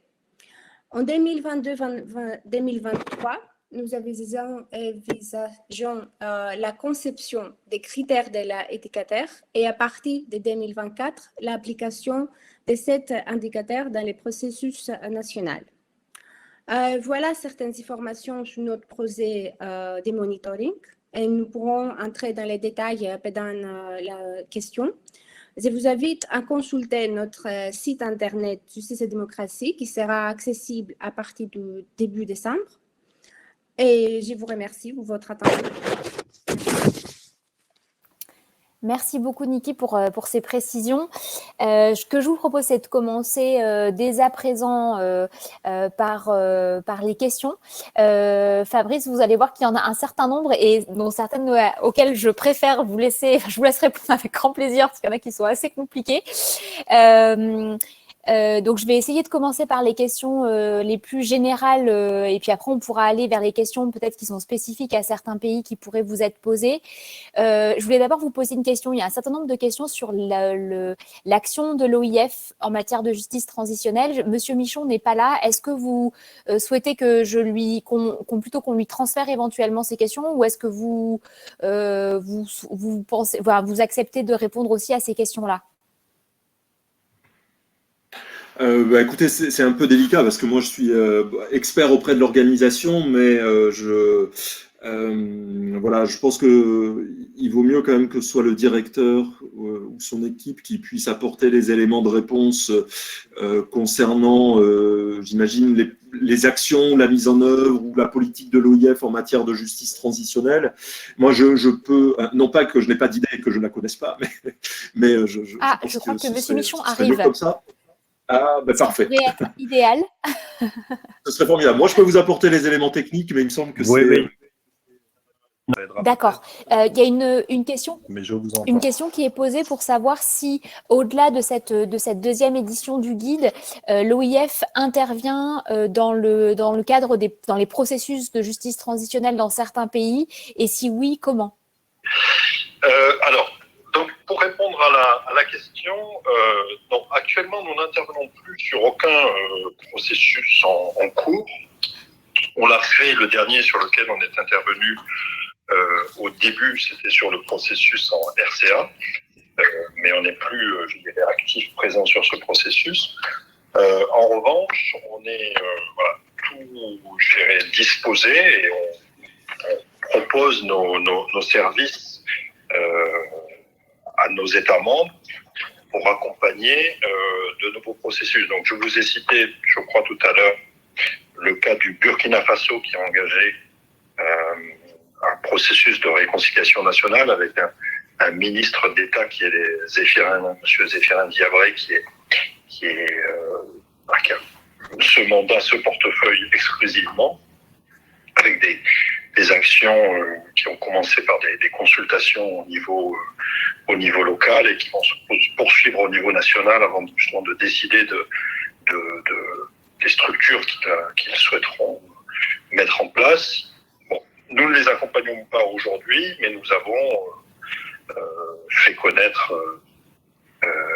aux autorités du Burkina Faso, en l'occurrence au ministre, l'existence de ce guide qui en soi peut-être un outil utile qu'on lui a communiqué et notre disponibilité, s'il le souhaitait, à proposer que des experts, des experts du calibre du professeur Orkebi puissent, s'ils le souhaitent, les accompagner dans la définition de ces modalités. On n'a pas les moyens à l'OIF, parce qu'on est une petite organisation, de financer via la mise en place via un matériel, parce que voilà, ça suppose aussi un investissement important quand on met en place une nouvelle institution avec des ressources humaines assez importantes, mais on peut intervenir, je dirais, en amont dans l'appui intellectuel, ce qu'on appelle technique, mais qui est surtout un appui intellectuel pour aider à définir les structures les plus appropriées et accompagner, en l'occurrence, ça veut dire accompagner des discussions internes. Donc, voilà, en termes de méthodologie, on consulte les bonnes personnes, que tout le monde se sente, je dirais, écouté dans la définition de ces modalités et qu'on tienne compte de ce qui a été fait ailleurs. Donc, on apporte cette expérience d'autres pays pour définir ce qui est le plus approprié pour les circonstances particulières d'un pays donné. Donc ça, on peut le faire et on est prêt à le faire. Je vais citer le cas du Burkina Faso.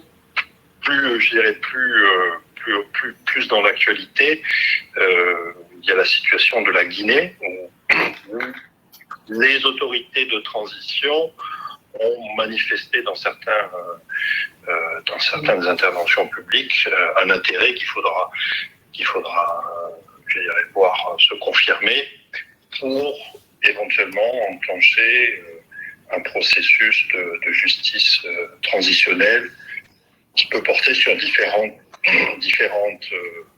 comme dans le cas du Burkina, il y a plusieurs périodes où des crimes ont été commis et sont restés impunis et pour lesquels il y a une demande de justice et de réparation. Donc, on verra si effectivement les gouvernements de transition sont en train de se mettre en place se saisissent de cette question. Mais si c'est le cas, nous serons prêts, en tout cas nous vous proposerons de les accompagner dans cette démarche s'ils le souhaitent. On est toujours, ça fait partie de notre mandat, mais on est bien sûr toujours tributaire d'une demande spécifique des autorités du pays concerné. On n'intervient pas à la demande des associations de victimes ou d'autres parties. S'il faut que les autorités du pays, même si c'est des autorités de transition, nous demandent expressément. Voilà, j'espère que j'étais complet sur cet aspect. Tout à fait, merci beaucoup de ces éclaircissements. Il y a aussi une autre question qui peut-être vous intéressera tous les deux, qui pose la question de la compatibilité ou de la compatibilité entre la vision du regard que porte la conception francophone, on va dire, de la justice transitionnelle et la politique en matière de justice transitionnelle de l'Union africaine, que l'Union africaine a adoptée en 2019. Je ne sais pas si c'est une question à laquelle vous pouvez répondre l'un ou l'autre, ou les deux. Oui, alors là, je vais laisser la place aux savants parce que j'avoue que je ne me suis pas penché suffisamment sur les différences éventuelles entre les deux approches, s'il y en a. Donc, j'espère que, mais j'imagine que Fabrice Rouquebil, lui, a regardé ça d'un peu plus près que moi. Merci beaucoup. Fabrice? En fait, la question que je me pose, c'est le point par lequel le directeur a conclu, c'est-à-dire, y a-t-il véritablement une différence d'approche? Moi, je suis pas sûr. Et en réalité, quand dans l'exposé, j'ai indiqué ce qui semblait être pour l'organisation une stratégie francophone ou une approche francophone, en réalité, cette approche francophone, elle repose sur des éléments qui sont utilisés par à peu près toutes les structures ou toutes les organisations qui déploient la justice transitionnelle. Simplement, on met l'accent sur certains points plus que sur d'autres. Je renvoie ici à ce que je disais sur la lutte contre l'impunité, par exemple. Moi j'ai l'impression, en lisant les dernières résolutions et les dernières prises de position de l'Union africaine, qu'il y a quand même plutôt un certain nombre de convergences. Après, encore une fois, dans les politiques de justice transitionnelle, parce que je crois qu'on peut vraiment parler de politique, il ne faut pas oublier qu'il y a un paramètre essentiel, c'est celui de la contextualisation, et que l'Union africaine, quand elle construit sa démarche de justice transitionnelle, elle le fait aussi au regard des États qui sont membres de l'Union africaine.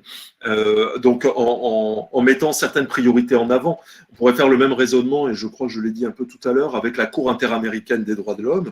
Quand on lit les décisions rendues par la Cour interaméricaine des droits de l'homme, on s'aperçoit que les principes qui sont mis en avant, ils sont profondément liés à des problématiques latino-américaines, et il y a notamment une récurrence des questions liées à l'amnistie, en fait, au droit d'amnistie. Ça, c'est des éléments qui sont moins présents, par exemple, dans la politique de l'Union africaine, pour des raisons qui sont liées aussi, encore une fois, aux États membres et aux problématiques nationales des États quand ceux-ci demandent un appui en matière de justice transitionnelle. Donc, voilà, moi je pense et je crois, mais je parle sous le contrôle du directeur, que toutes les politiques qui sont menées à l'OIF et en matière de processus de transition, justice, vérité et réconciliation comme les autres, sont des politiques qui reposent aussi sur une logique de complémentarité et de synergie. Je crois que l'organisation a toujours eu à cœur de dialoguer avec les autres organisations. Elle dialogue très souvent, évidemment, avec l'Union africaine et est représentée auprès de l'Union africaine. Et c'est cette logique de dialogue et de synergie et de complémentarité, en fait, qui fait que sur le terrain, je crois que les organisations internationales peuvent accompagner efficacement les processus, parce que si chaque organisation travaille dans son coin sans passerelle, ça ne peut pas fonctionner. J'en profite pour vous poser une question suivante un des participants s'interroge justement sur le point de savoir si l'intégration des mécanismes traditionnels comme partie intégrante en fait des processus de justice transitionnelle est ou non spécifique à l'approche francophone de la justice transitionnelle.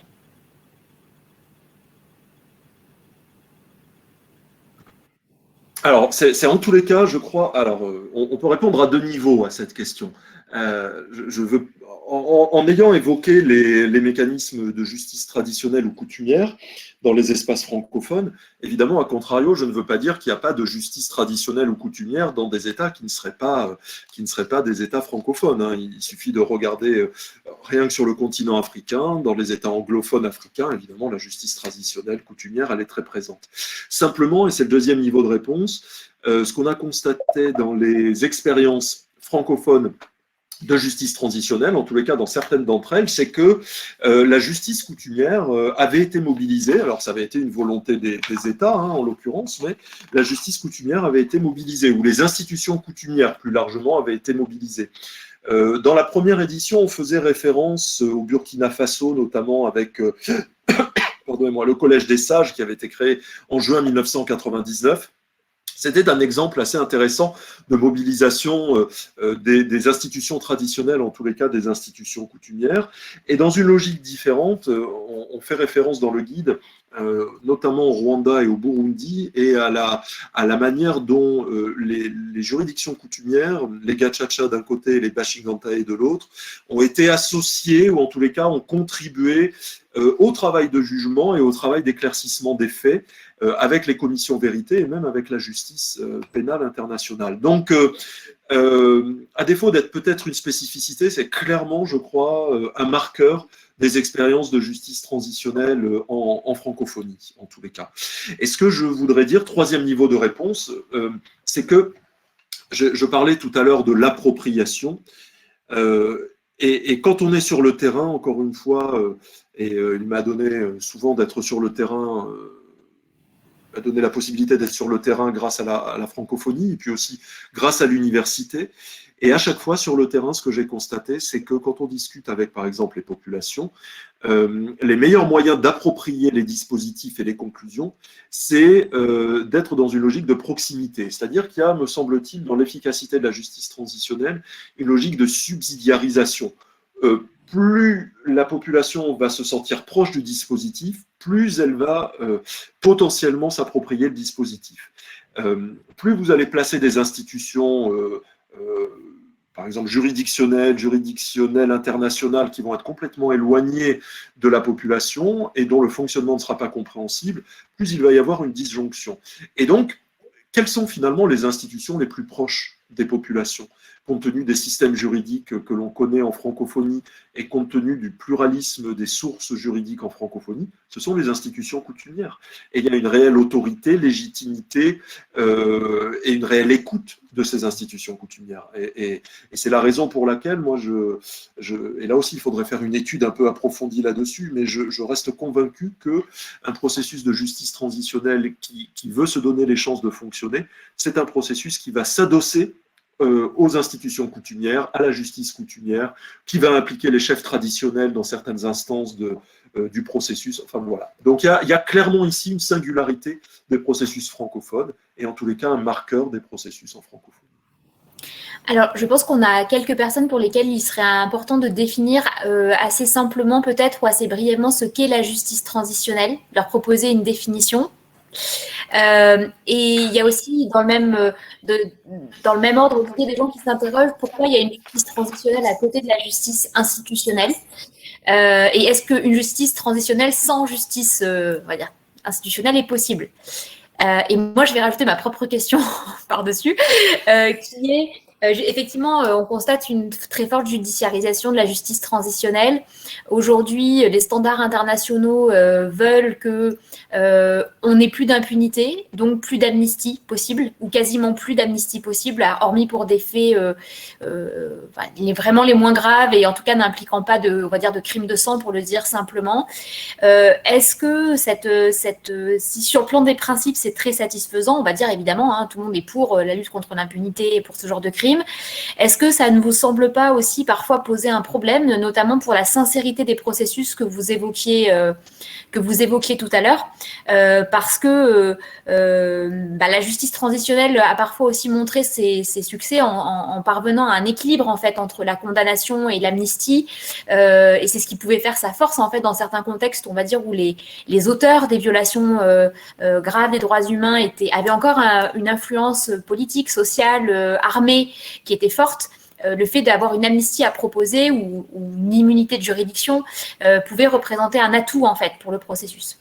Donc, est-ce que cette tendance contemporaine à la judiciarisation, elle n'est pas quelque part aussi une menace pour la justice transitionnelle non judiciaire et son efficacité? Voilà, ça fait beaucoup de questions. Oui, ça fait beaucoup. C'est l'objet d'un autre séminaire peut-être. Mais bon, alors vraiment, on peut définir, mais pardonnez-moi les raccourcis, parce que nécessairement, là, ce sera un raccourci. La justice transitionnelle, qu'est-ce que c'est?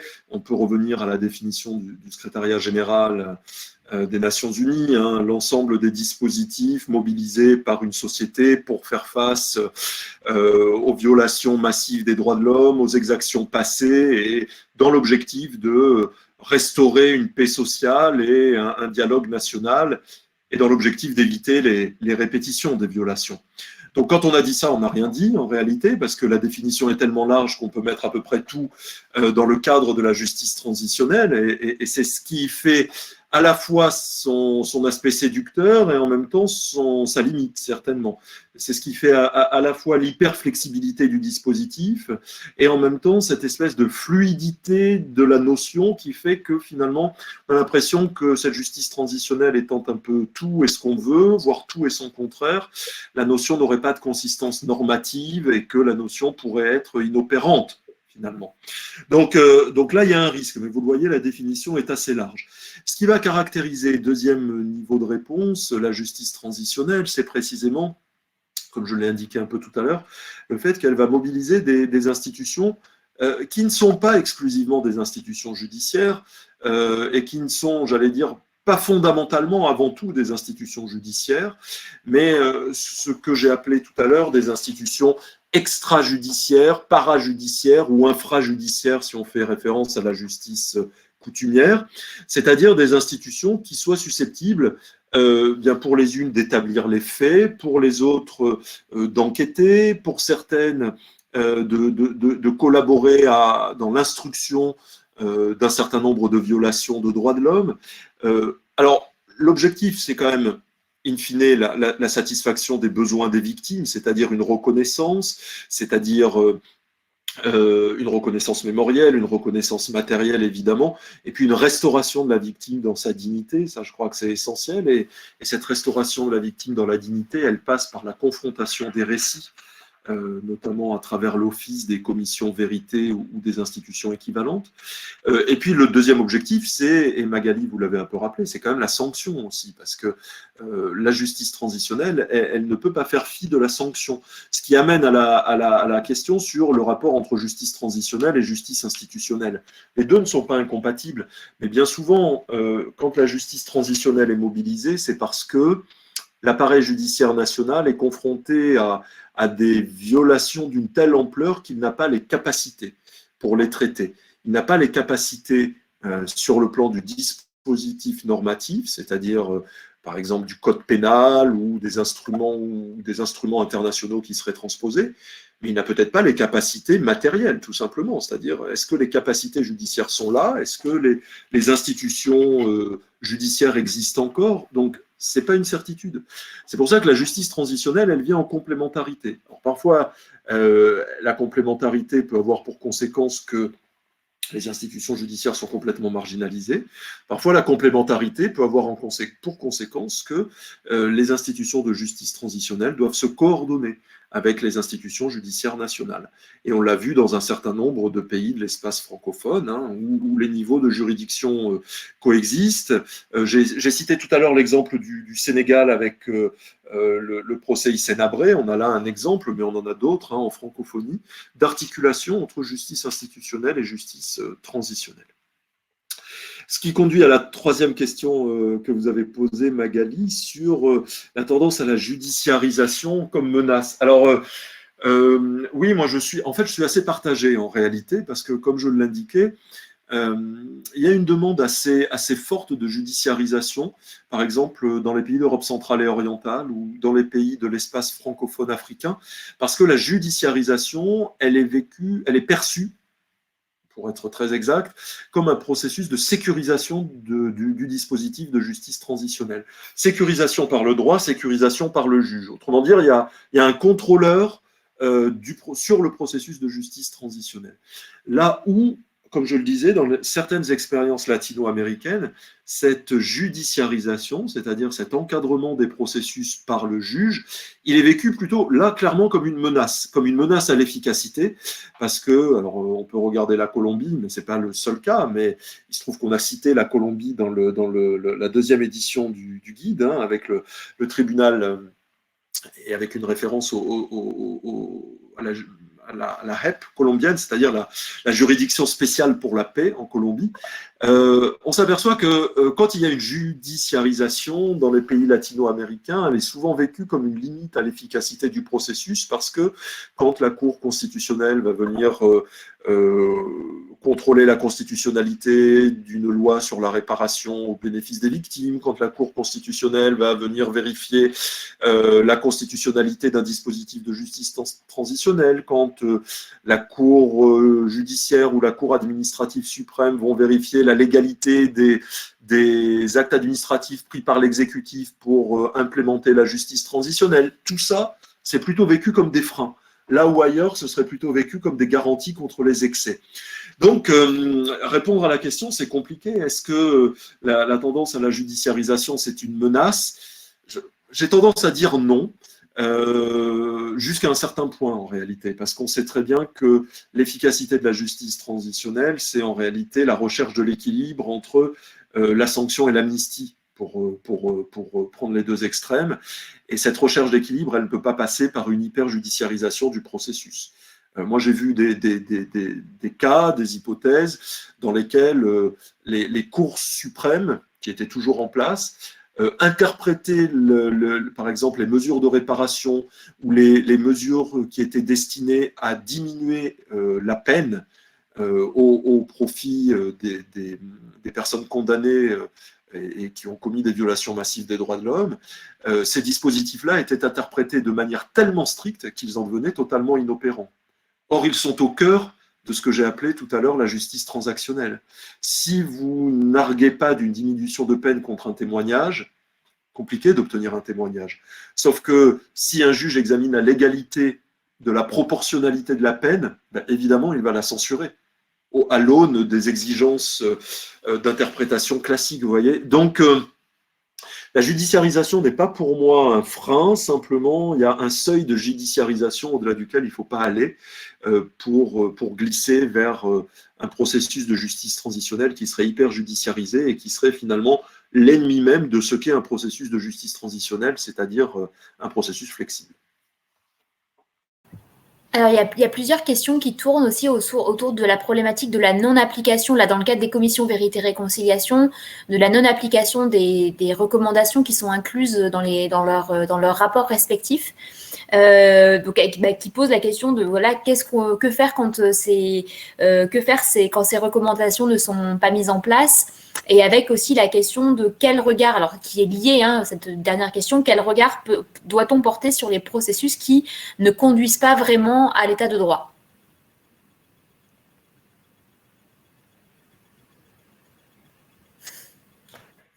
Je ne sais pas si M. Michon veut prendre la parole aussi, mais moi, pour peut-être donner un point de vue politique, moi sur un plan strictement technique, que faire si les recommandations sont mises en place? Ben, je ne sais pas.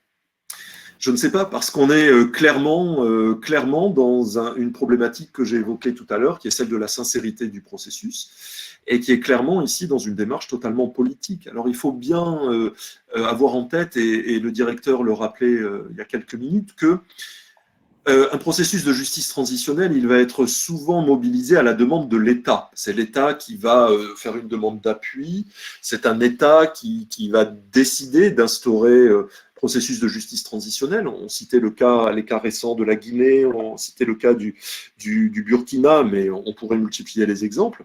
Simplement, il faut se rendre compte aussi que dans certaines expériences qu'on a pu retracer dans le guide, les États qui sont naturellement à l'origine de la demande sont les États dont les institutions aussi ont participé aux violations des droits de l'homme ou aux violences politiques.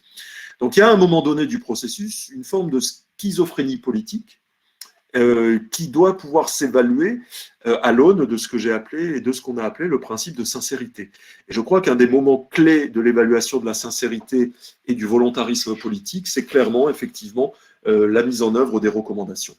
Alors on a vu qu'en Afrique du Sud, au Rwanda, en Afrique du Sud, il y avait eu, par exemple, des vrais suivis sur la mise en œuvre des recommandations, avec des traductions concrètes derrière. Je prends ces deux exemples-là, mais il y en aurait d'autres, évidemment. Dans le guide, en tous les cas, ces expériences sont recensées. On a vu dans les expériences que l'on a identifiées dans le guide, encore une fois, deux manières d'assurer le suivi, soit par des institutions ad hoc, je pense ici par exemple à l'expérience togolaise, qui avait permis de mettre en œuvre le HCCRUN, hein, le Haut Commissariat à la réconciliation et à l'Union nationale, je crois, qui avait notamment pris la suite de la commission Justice-Vérité du Togo pour exécuter les recommandations. Donc ça, c'est l'exemple type de mise en œuvre par une institution ad hoc.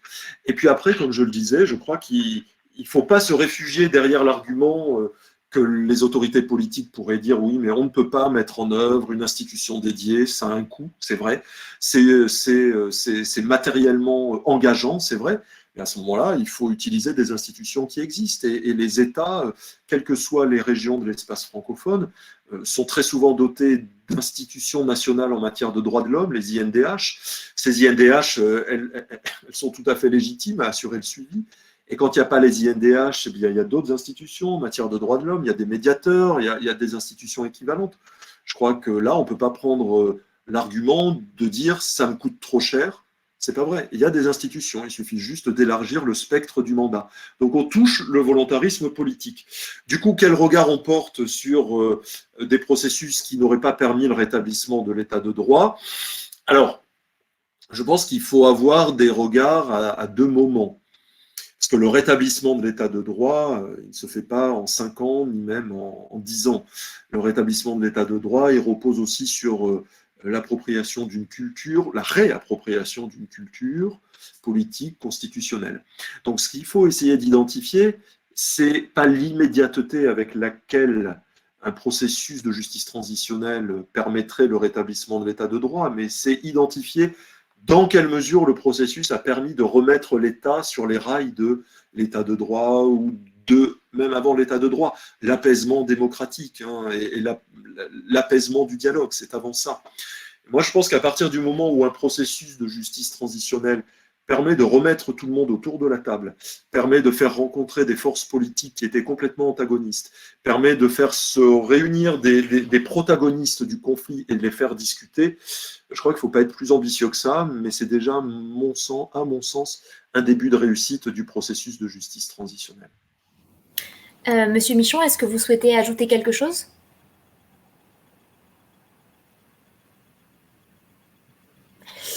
Je n'ai pas de réponse tout de suite. Donc pardon, oui. Vous m'entendez ? Oui, on vous écoute.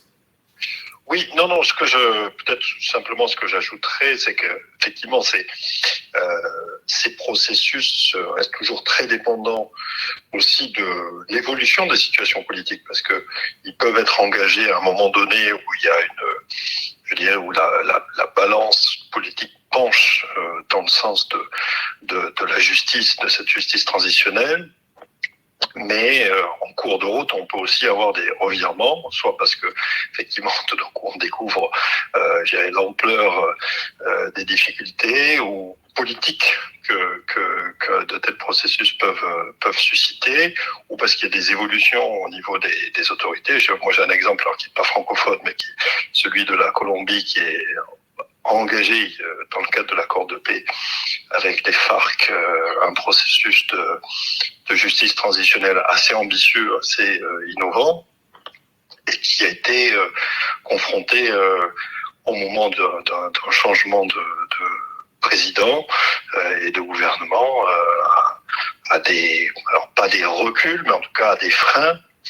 Donc je dirais, c'est toujours pour les partisans, ceux qui sont directement concernés, les victimes ou les associations de victimes, mais aussi ceux qui défendent ce principe de justice transitionnelle, c'est toujours aussi un combat politique. C'est-à-dire que c'est pas, les choses ne s'arrêtent pas à partir du moment où les choses, la décision est prise de s'engager dans ce processus. Il faut le pousser et le porter, et donc effectivement, ça participe. Voilà, c'est une dynamique aussi qu'il faut soutenir, alimenter, et à ce titre, la communauté internationale, les différentes parties intéressées à un pays donné, des organisations internationales comme l'OIF ou l'Union africaine sur le champ francophone, ou l'OEA puisque c'est aussi une organisation qui couvre certains pays de la francophonie, ont ce rôle aussi à jouer pas dire de vigie, mais voilà, peuvent avoir un rôle public ou plus discret pour maintenir un processus à flot et faire en sorte que les recommandations, qu'il aille jusqu'au bout et que les recommandations soient mises en œuvre. Merci beaucoup pour ces éléments de réponse à tous les deux. Un autre des participants s'interroge sur la possibilité d'utiliser des mécanismes de justice transitionnelle ou les fameux processus transition, justice, vérité, réconciliation dans le cadre de conflits interétatiques et notamment pour les conflits liés aux frontières. Et il s'interroge également sur la possibilité pour l'OIF d'inciter à recourir à ce type d'instrument dans le cadre de ces conflits. Qu'en pensez-vous et l'un et l'autre? Je ne sais pas. Alors, sur la deuxième question, peut-être je laisserai Monsieur Michon dire ce qu'il en est sur l'incitation de l'OIF à recourir à ces dispositifs. Sur la première question, justice transitionnelle et conflit interétatique. C'est un excellent sujet de mémoire à poser à un étudiant. Et moi, vous avez tout à fait raison. Moi, je pense que, comme je l'indiquais en début de conférence, la justice transitionnelle a tellement débordé le cadre, si tant est qu'elle en ait eu un au départ, mais le cadre des transitions. Je disais, on a des justices transitionnelles au-delà des transitions, des justices transitionnelles sans transition, des justices transitionnelles avant toute forme de transition. On a des justices transitionnelles qui sont plus transitionnelles dès lors qu'un processus d'élection intervient, alors même que la justice transitionnelle est mobilisée. La Colombie, M. Michon y faisait référence, mais on pourrait multiplier les exemples.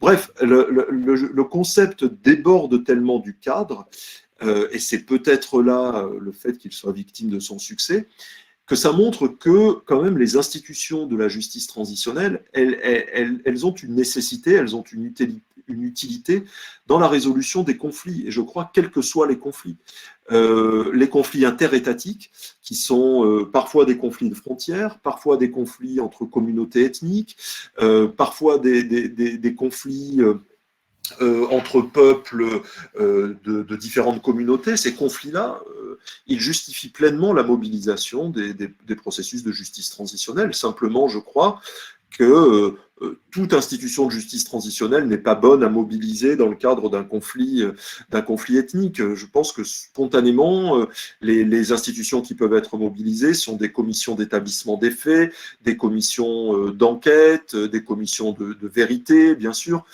parce que c'est ça, ce que l'on demande, c'est une solution d'apaisement par le dialogue entre les acteurs. Donc oui, bien sûr, que le conflit soit extra-étatique, interétatique, ou ethnique, la justice transitionnelle peut être mobilisée. Encore une fois, on peut reprendre l'exemple de la Colombie. À plusieurs reprises, j'ai eu à travailler avec les autorités colombiennes sur les questions de transposition des mécanismes de justice transitionnelle au cas colombien. Finalement, la question qui m'avait été posée à plusieurs reprises, c'était de me dire, bon, mais quand même, en Colombie, on ne fait pas de la justice transitionnelle. Et la réponse que j'avais apportée, c'est si vous utilisez les mécanismes de la justice transitionnelle à des fins de résolution d'un conflit interne en réalité. C'est un conflit totalement asymétrique, avec des acteurs et des protagonistes qui sont totalement spécifiques, pour un enjeu qui est un enjeu lui aussi extrêmement particulier. Mais vous utilisez les dispositifs de justice transitionnelle. Et regardez ce qui s'est passé. Une commission vérité est mise en place, des lois sur la réparation sont adoptées, des lois sur le statut des victimes sont adoptées, et aujourd'hui, on a une juridiction de justice transitionnelle qui fait, en tous les cas, je ne sais pas si c'est un modèle, mais en tous les cas, qui attire l'attention sur son mode de fonctionnement. Donc oui, vous voyez, on est sur un conflit qui est quand même avant tout un conflit interne, et on a la mobilisation de dispositifs qui, au départ, étaient des dispositifs de résolution de conflits extra-étatiques et qui sont finalement récupérés pour des problématiques nationales. Merci, Monsieur Michon. Est-ce que vous souhaitiez compléter? Oui, alors, effectivement, on n'a pas d'exemple, mais comme le professeur l'a souligné, il y a une grande plasticité, mais en tout cas un grand succès de ces principes de justice transitionnelle. et rien n'interdit. Alors peut-être certains, on pourrait, si quelqu'un se lance dans une thèse sur le sujet, on pourrait peut-être identifier des éléments qui relèvent de la justice transitionnelle dans des mécanismes de règlement de conflits interétatiques. Je pense qu'il y a des situations où on a eu des réparations directes aux États, mais aux États pour ensuite indemniser des victimes particulières. Il n'y a pas, jusqu'à présent, je pense, de dimension manifestation de la vérité où les individus viennent, je dirais, à la fois exposer des préjudices subis et les perpétrateurs confesser leurs crimes. Mais oui, effectivement, rien n'interdit qu'à l'avenir, on retrouve dans des règlements de conflits interétatiques autour de frontières qui effectivement impliquent des communautés, comme ça peut impliquer des communautés dans un cadre national, ces principes de justice transitionnelle. Donc l'avenir nous dira si effectivement ce sera le cas. Je ne pense pas qu'il y ait d'exemple aujourd'hui, mais peut-être qu'on pourrait en trouver certains. Oui, si je peux juste compléter, Magali, moi j'ai répondu sur l'intra-étatique parce que j'ai mal entendu la question. En tous les cas, je l'ai mal noté. C'est vrai que j'ai fait plutôt une réponse sur la dimension intra-étatique qui peut être une dimension, comme je le disais, avec des conflits, des conflictualités très spécifiques, et je prenais le cas de la Colombie. Mais sur les conflits de frontières et interétatiques, effectivement, je crois qu'il y a aucun obstacle à la convocation des outils de justice transitionnelle. Ce qui marche pour régler des conflits internes fonctionne pour régler des conflits externes. Ce qui marche pour régler des conflits entre communautés intra-étatiques va fonctionner de la même manière, alors en l'adaptant évidemment, mais pour des problématiques interétatiques ou extra-étatiques. Très bien, merci beaucoup. Merci beaucoup à tous les deux pour merci aussi à Niki pour votre présence dans le cadre de ce webinaire. On était très heureux, professeur Ourcubu, que vous soyez disponible pour venir nous présenter ce guide. Je pense que ça a été très utile à l'ensemble des participants, qu'on remercie aussi parce qu'ils étaient très nombreux ce soir. Et on remercie évidemment aussi la Direction des affaires politiques et de la gouvernance démocratique de l'OIF pour le soutien qu'elle apporte à l'Institut Joannet, mais aussi pour sa confiance parce que c'est un grand plaisir, un grand honneur pour nous de pouvoir aussi continuer ce travail via le monitoring et via, on l'espère, le futur indicateur. Fabrice, vous serez bien sûr associé avec grand plaisir. On aura l'occasion d'en discuter, j'en doute pas, à de nombreuses reprises de comment on va poursuivre ce travail et comment on va le mettre en place. Donc, merci beaucoup à tous pour ce webinaire. J'en profite pour dire à l'ensemble des participants que le webinaire sera disponible en replay sur la chaîne YouTube de l'Institut et que pour ceux qui n'auraient pas encore téléchargé le guide ou qui auraient du mal à le trouver, n'hésitez pas non plus à nous écrire pour qu'on vous adresse le lien pour le télécharger parce que c'est quand même le but, c'est que vous puissiez aussi le télécharger, le lire, en vous approprier cet outil dans le cadre de votre travail ou de vos centres d'intérêt militants, politiques, société civile, etc. Donc, n'hésitez pas à nous écrire pour qu'on vous donne ce lien. Donc, merci beaucoup à tous. Bonne soirée. Et puis, j'espère qu'on aura l'occasion de rediscuter de ce guide prochainement tous ensemble. Au revoir. Merci, à bientôt. Au revoir. Au revoir, merci beaucoup.